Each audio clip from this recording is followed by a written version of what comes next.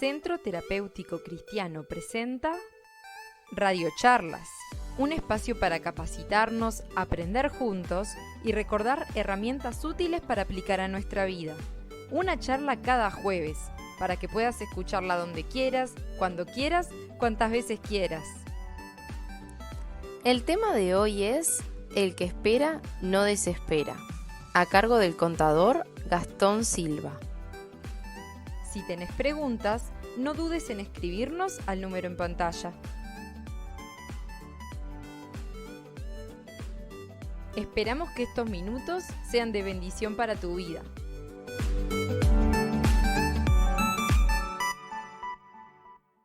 A mí me gustaría charlar con ustedes con respecto a un pasaje de la palabra de Dios que está en Hechos capítulo 3.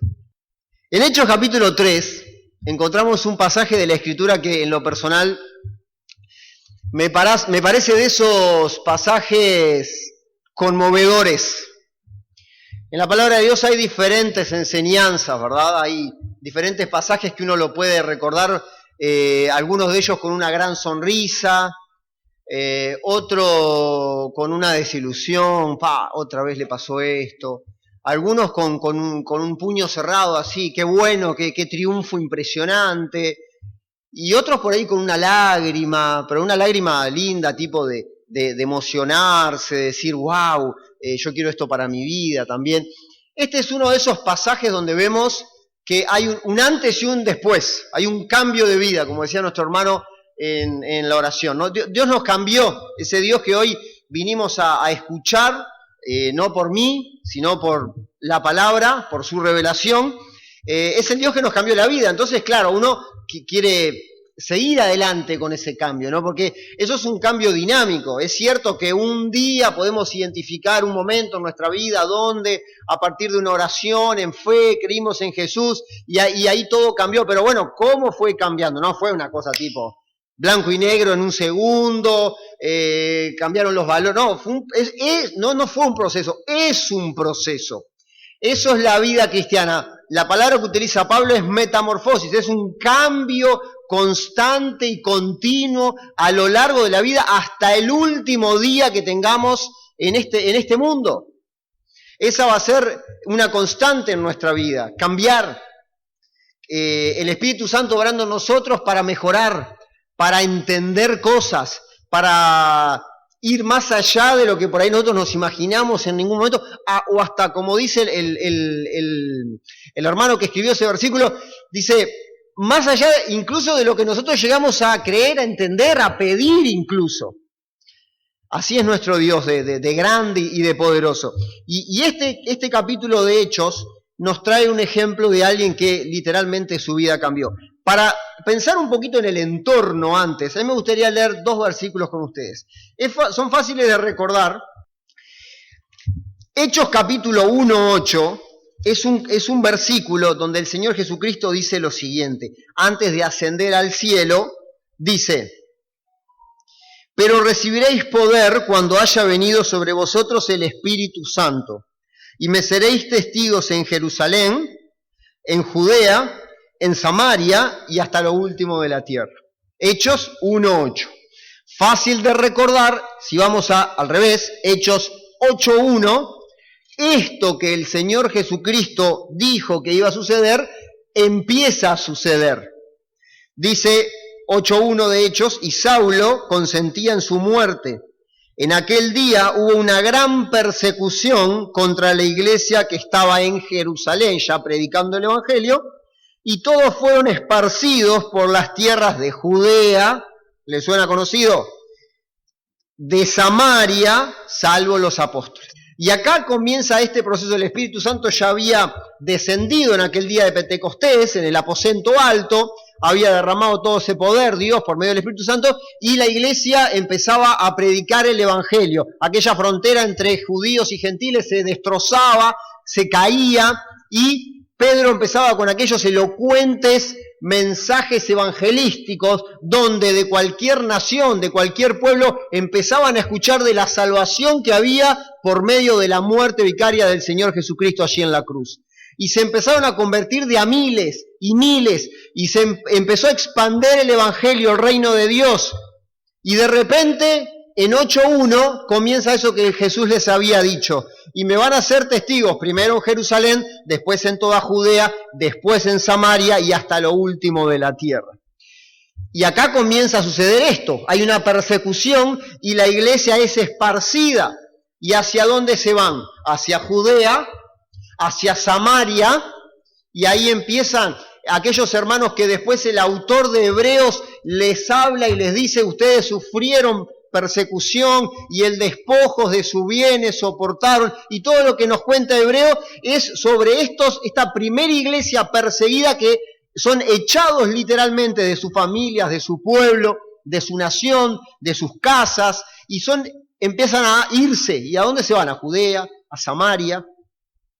Y hoy podemos decir que el Evangelio del Señor Jesucristo ha sido expandido hasta lo último de la tierra. Es cierto que hay muchos pueblos, que hay naciones, que hay indígenas, que hay algunos lugares donde aún, islas en el Pacífico, donde aún no se ha llevado el Evangelio puro en su idioma, en su lenguaje. Pero bueno, uno puede ir, por ejemplo, a Tierra del Fuego, que es un lugar tan hermoso, donde se jactan que es el fin del mundo, y ahí encontrar muchas iglesias que predican el verdadero Evangelio del Señor Jesucristo.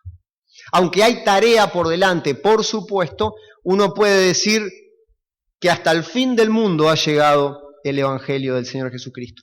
Y este capítulo donde estamos en Hechos 3 sucede en medio de estas dos cosas. Es un periodo muy especial de la iglesia, donde se dan cosas como monedas corrientes, así como todos los días, que por ahí a partir de Hechos 8:1 ya no suceden tanto de esa manera. Eso es un periodo cargado de mucho milagro, de muchas cosas donde las personas eran testigos de mucha sanidad, un don de lenguas que habla de una forma especial y donde cada uno escucha en su idioma y absolutamente todo el mundo entiende cada palabra que se dice en ese momento, porque Dios es así, un Dios de orden, y todos en sus idiomas se escuchan, y los que tenían problemas son sanados, y los que eran ciegos empiezan a ver, y es un periodo muy especial de la iglesia. Y en todo esto sucede que un día, como era costumbre, dice Hechos capítulo 3, un día subían Pedro y Juan al templo a las 3 de la tarde, que es la hora de la oración. Junto a la puerta llamada Hermosa había un hombre lisiado de nacimiento, al que todos los días dejaban allí para que pidiera limosna a los que entraban en el templo. Hasta acá lo que uno ve del cuadro es un cuadro muy triste. Es un cuadro donde uno se imagina todos los días, esta semana, la que viene, la anterior, el mes pasado, hace varios años. Era una persona, dice la palabra de Dios, que tenía más de 40 años. Que básicamente lo que hacían todos los días era arrastrarlo hasta un lugar donde había mucho flujo de gente para que él, en ese momento, la imagen de una persona que pide limosna hoy es alguien que extiende su mano, ¿no? Que nos hace así. En ese momento no era tan así, era bajar la cabeza, era tener con todo su cuerpo, como hablaba de lo triste y de la necesidad que tenía, era diferente, ¿no? Pero bueno, si lo queremos visualizar como lo vemos hoy, por ahí pensemos en una persona que básicamente lo que hacía todo el día era arrastrado allí en el piso, tirado, simplemente poner su mano así, a ver si con alguna limosna tenía algo para sobrevivir. Este es el cuadro hasta ahora, algo triste, ¿estamos de acuerdo? Una persona sin esperanza, una persona sin futuro, una persona dependiente totalmente de que alguien todos los días tuviera la voluntad de arrastrarlo hasta ese lugar para pedir limosnas. Y este hombre, acostumbrado a pedir, lo que hace es pedirle a Pedro que le diese algo. Y Pedro le dice: mirá, yo no tengo plata, estoy parafraseándolo, por ahí lo digo de alguna manera diferente, pero lo que tengo, en el nombre del Señor Jesucristo, te lo voy a dar. Y el versículo 4 dice así: Pedro, con Juan, mirándolo fijamente, le dijo: míranos. Y el versículo 5 dice, el hombre fijó en ellos la mirada, esperando recibir algo. Y esta frase es la que alimenta, la que nutre, la que un poco es la fuente del título del mensaje que compartieron con ustedes, me imagino los avisos quizás del domingo pasado o del jueves, no sé. El título de este mensaje es El que espera, no desespera. Y saben que no es tanto una espera de paciencia, sino que es una espera de esperanza, de lo que se viene. Nosotros vivimos así todos los días de nuestra vida. Hoy ustedes vinieron acá esperando recibir algo, o esperando pasar un buen momento, o esperando algo que les hable, que les ayude, que les guíe, que les consuele. Así es nuestra vida, queridos. Todos los días esperamos cosas. Esperamos cosas del día, ir a trabajar, que me vaya bien, no pelearme, que los nenes vayan a la escuela, que vuelvan, que no tengan deberes, así tengo la tarde libre. Esperamos que el pantalón nos entre y y que el vestido por ahí que nos gusta nos siga entrando. Y esperamos todos los días cosas. Esperamos cosas de nuestra familia, esperamos cosas, un buen trato de los demás. Esperamos que nos saluden en la iglesia, que nos atiendan, que oren por nosotros, que nos den un mensaje. Pero también hay que pensar, queridos, que así como nosotros esperamos cosas, los demás también esperan cosas. Así como nosotros esperamos que nos saluden, que nos atiendan, que se preocupen con nosotros, que nos llamen en la semana, que si estamos enfermos nos pregunten cómo estamos, que si no venimos nos dicen, se preocupen por nosotros. Así como nosotros nos sentimos así, el de al lado, el de la derecha se siente igual, el de la izquierda se siente igual, el de atrás, Evelyn se siente igual, los responsables, todos nos sentimos igual, porque todos esperamos recibir amor, cariño, que se preocupen por nosotros. Queridos, somos todos iguales en ese aspecto, un poco más, un poco menos. Entonces también es importante vivir pensando en lo que esperan los demás de nosotros, y no solamente nosotros de los demás. Y si ustedes esto lo llevan a Dios, es lo mismo. Nosotros esperamos muchas cosas de Dios. De hecho, sin quererlo, muchas veces tomamos a Dios como que es nuestro proveedor.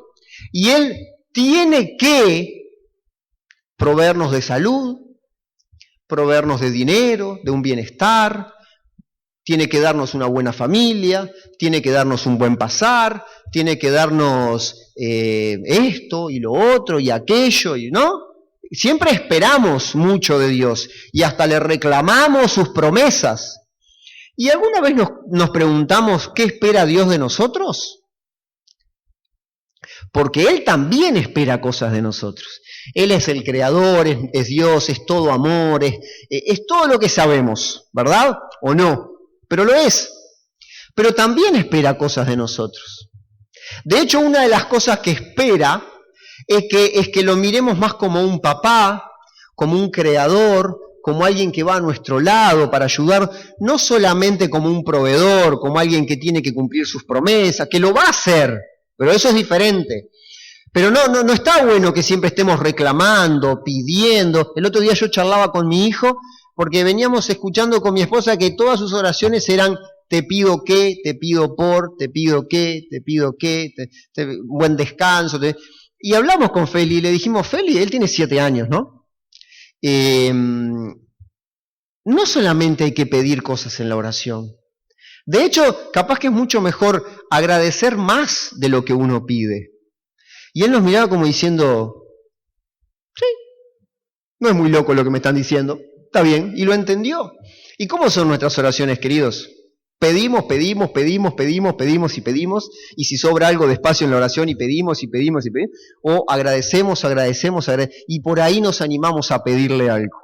Está bueno analizar un poquito, no digo grabarnos, pero está bueno, ¿cómo estamos orando? Hay que tener cuidado con eso. Y hay que tener cuidado con lo que Dios espera de nosotros, porque Él va a cumplir todas sus promesas, Él nos ama incondicionalmente, no necesita nada de nosotros, Él es todo corazón, si me permiten, es todo amor, es toda paciencia, pero también espera cosas de nosotros. Él espera que escuchemos su voz, Y no estoy hablando de los domingos a las 6 de la tarde. Estoy hablando de que le dediquemos tiempo a escucharle. Él espera que le hablemos. ¿Cómo? Orando, con sencillez, en cualquier momento. Él espera que lo que nos aconsejó y en alguna medida intentemos llevarlo a la práctica. Él espera que ese amor que derramó en nosotros, y no lo dejemos acá solo, sino que convidemos a los demás, que les contemos las cosas buenas que Dios hizo en nuestra vida. Él espera muchas cosas de nosotros también. Este hombre esperaba algo. Ahora, ¿qué esperaba? ¿Quién me puede decir qué dice la Biblia? No digan lo que ustedes piensan. Pues yo les puedo decir 1000 cosas que pienso, pero ¿qué dice la Biblia que esperaba? Repito el comentario. No digan lo que ustedes piensan que esperaba. Yo también pienso que él esperaba dinero. Pero, ¿qué dice la Biblia que él esperaba? Algo. Eso es lo que dice la Biblia. Puede esperar algo, puede esperar que lo sanaran, podía esperar un milagro, podía esperar muchas cosas. Pero, ¿qué dice la Biblia que él esperaba? Algo. Yo en lo personal también creo que él esperaba dinero, pero Pedro ya le había dicho que no tenía plata. Cuando él tenía que pagar los impuestos, le pedía a Jesús que sacara de algún lado, de algún pecho, él pagaba sus impuestos, pero no tenía dinero, ¿verdad? Él en ese momento no trabajaba, estaban con Jesús, Dios proveía en todo momento, pero plata no. Ahora, ¿qué fue lo que sucedió? Sigamos leyendo. Esperaba recibir algo, dice la palabra. Versículo 10. Lo reconocieron, vamos a leer el 7. Y tomándolo por la mano derecha, lo levantó. Al instante los pies y los tobillos del hombre cobraron fuerza. De un salto se puso en pie y comenzó a caminar. Luego entró con ellos en el templo con sus propios pies, saltando y alabando a Dios. Un milagro impresionante. Me animo a decir, esto no es palabra de Dios, esto es pensamiento mío, que probablemente quizá él no esperaba un milagro tan grande. No sé, no les quiero decir esto como una verdad, no lo dice la palabra de Dios, pero fue impresionante el cambio de vida de este hombre. De ser arrastrado a pedir limosnas, empezó a saltar y el milagro fue completo. No fue un poquito de fuerza en las piernas, no, empezó a saltar y adoraba a Dios. Y su vida era testimonio para todos los que lo veían. Decían, mira, pero este es el que estaba allá tirado todos los días y ahora mirá, lo impresionante, un testimonio impresionante. Qué lindo. ¿Esperaba esto? No lo sé. Lo que sé es que fue una realidad en su vida. Ahora, todos los actores de esta película esperaban cosas. Si ustedes siguen leyendo, miren el versículo 12. Aquellos que estaban alrededor, dice, al ver esto Pedro les dijo, pueblo de Israel, ¿por qué les sorprende lo que ha pasado? Y porque ellos, ¿qué esperaban que hiciera ese lisiado ese día? Que pidiera limosna. Eso era lo normal esperar que él estuviera. ¿Cuál era la esperanza que tenían ellos? Y que lo trajeran arrastrado. ¿Por qué? Porque se acostumbraron a verlo así. Este es uno de los primeros enemigos de la esperanza, la costumbre. Yo me acostumbro que hoy no pasó lo que yo esperaba, y mañana tampoco, y pasado tampoco, y cuidado con ese enemigo. Porque si nosotros realmente esperamos algo y oramos por algo, ¿se acuerdan cuando la iglesia oraba para que Pedro fuera liberado? ¿Y qué pasó? Y se vio sorprendida porque no esperaban que Pedro se les presentase ahí. ¿Qué esperaban? Y esperaban por ahí que la oración, la hacían, pero quedaba por acá, Pedro en la cárcel. ¿Cómo son nuestras oraciones? Ahí hay que tener cuidado, ¿no? Pero uno de los enemigos de nuestra esperanza es, y justamente, la costumbre. Cuidado con no amoldarnos y que las costumbres sea desesperanzadora. Cuidado con eso, las costumbres, el hacer siempre lo mismo, el acostumbrarnos a que esto no vino y no va a venir, esto no lo sé y no lo voy a saber, en esto no pude cambiar y no voy a cambiar. Cuidado con esas cosas, cuidado. Pero miren quiénes más estaban en esta. Dice, ¿por qué nos miran como si por medio nuestro o por poder o virtud hubiéramos hecho caminar a este hombre? Parece que lo que esperaban estas personas era que los milagros eran humanos, no esperaban que fuera Dios. Claro, estaban acostumbrados a una religiosidad tan hueca, tan sin esperanza, tan sin rumbo, tan sin que cada uno hacía lo que quería, tan que todo era no, juicio, con los cordoncitos colgados ahí, contando hoy sí, esto, aquello, que era tan vacío aquello, que no esperaban un milagro de Dios. Se habían acostumbrado a otra cosa. Y si ustedes siguen, miren, por ejemplo, en el capítulo 4, dice, los religiosos de ese entonces, ¿no? Los llamaron, a ellos los pusieron en la cárcel, bueno, Dios los liberó. Estaban muy disgustados porque los apóstoles enseñaban a la gente y proclamaban la resurrección, que se había hecho evidente en el caso de Jesús. ¿Qué esperaban estos religiosos? Y que la gente se olvidara de Jesús y que un par de semanas después, chau, esto se acabó y estos locos cristianos, otra cosa y chau. Eso era lo que esperaban. Pero estaban asombrados porque se seguían haciendo milagros en el nombre de Jesús, y estos revoltosos que estaban revolucionando todo seguían, y de hecho ellos les dijeron, no hablen más de Jesús. Y Pedro les dijo, ¿ustedes les parece que nosotros podemos obedecer a los hombres antes que a Dios? ¿Pero qué esperaban estos religiosos? Que no hablaran más, meterlos en la cárcel, por ahí torturarlos, yo qué sé, ¿para qué? Para que no hablaran más de Jesús. Eso era lo que esperaban ellos. ¿Pasó? Por supuesto que no. Dice el versículo 13, los gobernantes al ver la osadía con que hablaban Pedro y Juan y al darse cuenta de que eran gente sin estudios ni preparación, quedaron asombrados y reconocieron que habían estado con Jesús. Otra vez, lo que uno espera, ¿no? ¿Qué esperaban estos religiosos? Y son unos pescadores, déjalo, que en cualquier momento... No, queridos, esto es poder de Dios, porque ellos tenían el Espíritu Santo. Entonces estaban que asombrados, no esperaban eso. Y así, queridos, es nuestra vida. En todo sentido, esperamos cosas. Vivimos esperanzados o desesperanzados. Vivimos esperando cosas buenas o cosas malas. Nos pasa todos los días. Nos pasa con las personas. Las tabulamos, las enjuiciamos y de una persona que siempre hizo mal las cosas, ¿qué esperamos? Y que las siga haciendo mal. Y limitamos el poder de Dios. ¿Y qué esperamos de una iglesia que siempre fue chiquita, que siga siendo chiquita? ¿Y qué esperamos de una iglesia que siempre se equivocó y que se sigue equivocando? Y entramos con esos moldes humanos que no tienen nada que ver con el poder transformador de Dios. Entonces, nuestros límites humanos muchas veces también nos desesperan.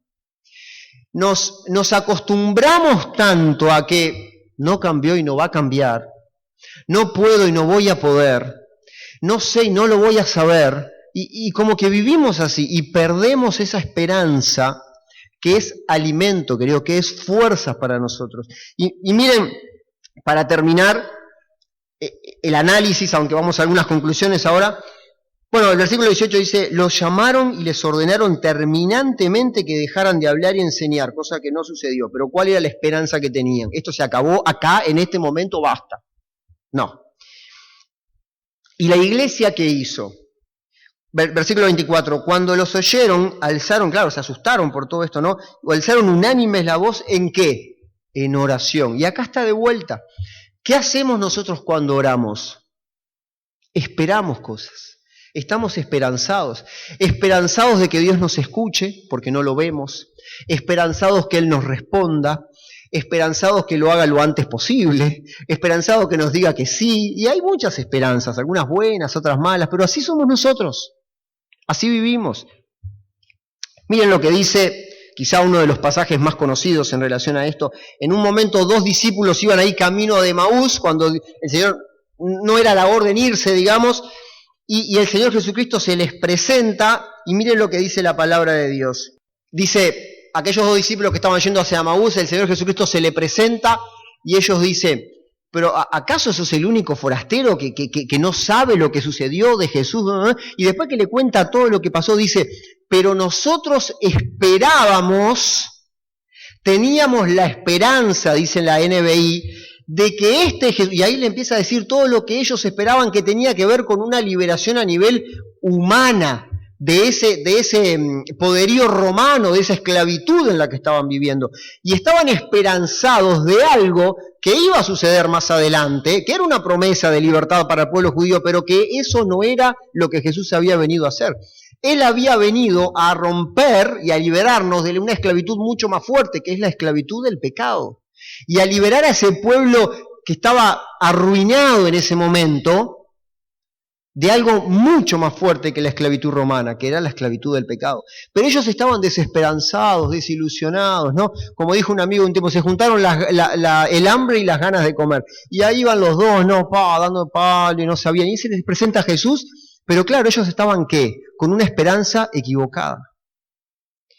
Y esto nos pasa también, cuando nuestras esperanzas son vanas, son huecas, son ilusiones falsas, que en realidad no se basan en una promesa, no se basan en un esfuerzo, no se basan en nada, y como que ahí nos desplomamos, ¿no? Y nos desanimamos muchas veces. Y ahí vamos a un mundial y Uruguay, sí, Uruguay campeón, y porque salimos campeón en el 50, y son esperanzas huecas, no están basadas en nada, porque muy probablemente no salgamos campeones. Primero que nada porque lo dice la estadística, sale uno de 36 o 30, ya no sé cuántos son en el mundial. Y segundo, porque uno los ve jugar y dice, no van a salir campeones. Y después ve a los franceses africanos y no vamos a salir campeones. Pero uno tiene la ilusión y la celeste y la garra charrúa y yo qué sé. Pero ¿en qué está basado en eso? En ilusiones huecas. Pero cuando uno pone su esperanza en una promesa de Dios, ahí la cosa cambia.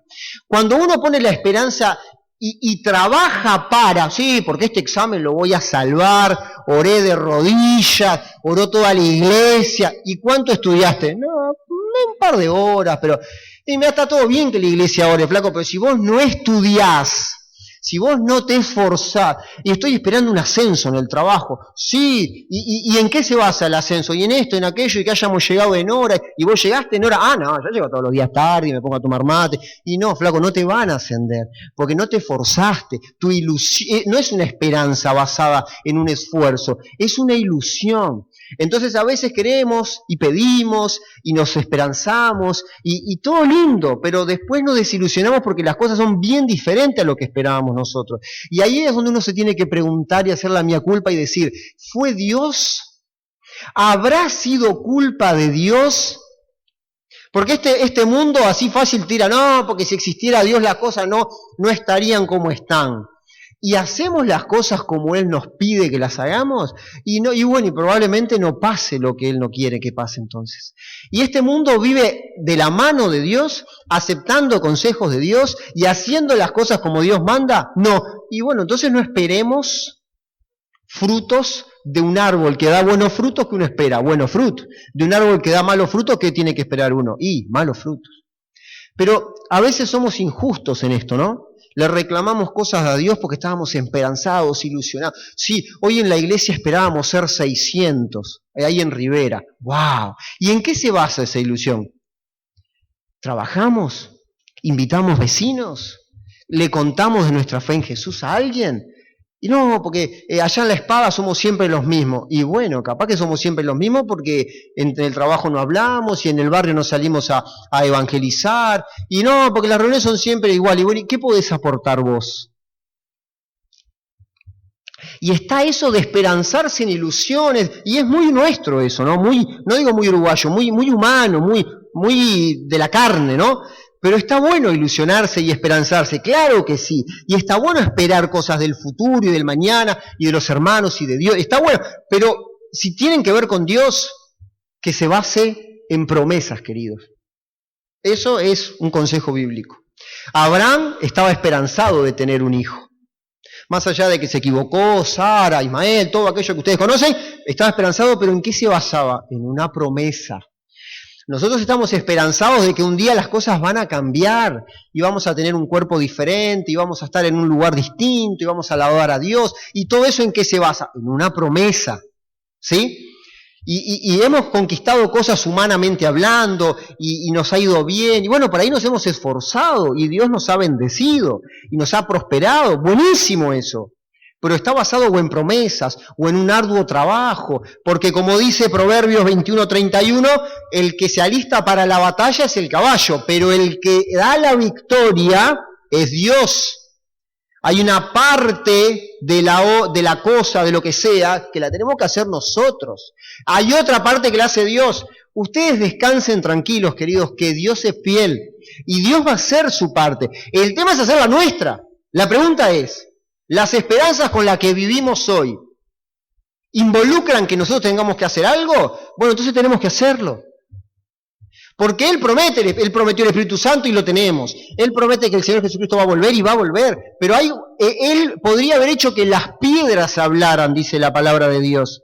Pero no quiso que fuera así. Quiso que nosotros les contásemos a otros pecadores igual que nosotros, que a nosotros Dios nos perdonó, que derramó de su amor sobre nosotros. Pero es trabajo nuestro. Para terminar, porque se pasó el tiempo, me gustaría ir a Romanos con ustedes 15:13.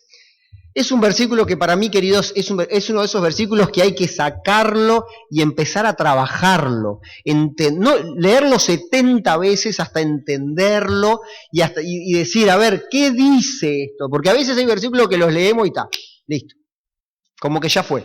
No, queridos, hay que leerlo, hay que desmembrarlo, hacernos preguntas. Así es la palabra de Dios. Uno quiere sacar cosas de la palabra de Dios, hay que dedicarle tiempo, ¿sí? Uno quiere tener un cuerpo sano, bueno, hay que alimentarse bien. Uno hay que descansar bien. Uno quiere prosperar en el trabajo, hay que ser responsable, llegar en hora. Uno quiere que la iglesia crezca, hay que compartir de nuestra fe en el Señor Jesucristo. Hay que orar por los responsables. Nuestra parte, es fácil como que juzgar el trabajo de los demás. Pero ¿y lo nuestro? Miren lo que dice Romanos 15:13. Dice que el Dios de la esperanza, esta es la fuente de la esperanza. ¿Queremos una esperanza correcta de vida? Bueno, la fuente correcta de esperanza es Dios. Si nuestra esperanza está puesta en los políticos, en la familia, en los líderes de la iglesia, arrancamos mal. Los políticos harán su trabajo, un gobierno, el otro, un color, aquello, algunos mejor, otros peor, no sé. La familia nos ayudará, está bien, pero nuestra fuente de esperanza, dice la palabra de Dios, que es Dios. Dios es el Dios de la esperanza. Fuente. Dice que el Dios de la esperanza los llene. Este es el fin. Este es lo que Dios busca. El final de la obra, ¿cuál es? Que nos llene. No por la mitad, no con un poquito, con una limosna de esperanza, no un poquito de fuerza para que el que estaba allí tirado en el piso caminara un poquito y se arrastrara. No. Saltó. Lleno. Dice la palabra. La fuente es Dios. El fin es que nos llene. ¿De qué? ¿Cuáles son los frutos de esta esperanza? Que nos llene de toda alegría y paz. Queremos hacer un test. Queremos hacer una prueba de cómo está nuestra vida de esperanza. Pensemos, ¿cómo está de alegría, de gozo? Traducen otras traducciones de la palabra. Y paz. Gozo y paz. Queremos analizar nuestra esperanza en la vida, en qué estamos esperando de Dios, de los demás, etcétera. Pensemos, gozo y paz. La fuente es Dios, el fin es estar llenos. ¿De qué? ¿Cuáles son los frutos? Alegría y paz. ¿Cuáles son los favorecidos de todo esto?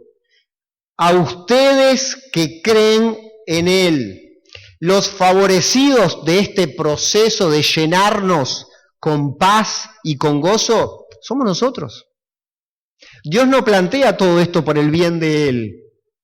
Él le dice, vos créeme que te vas a llenar de gozo y de alegría y por medio de la fe vas a vivir como esperanzado.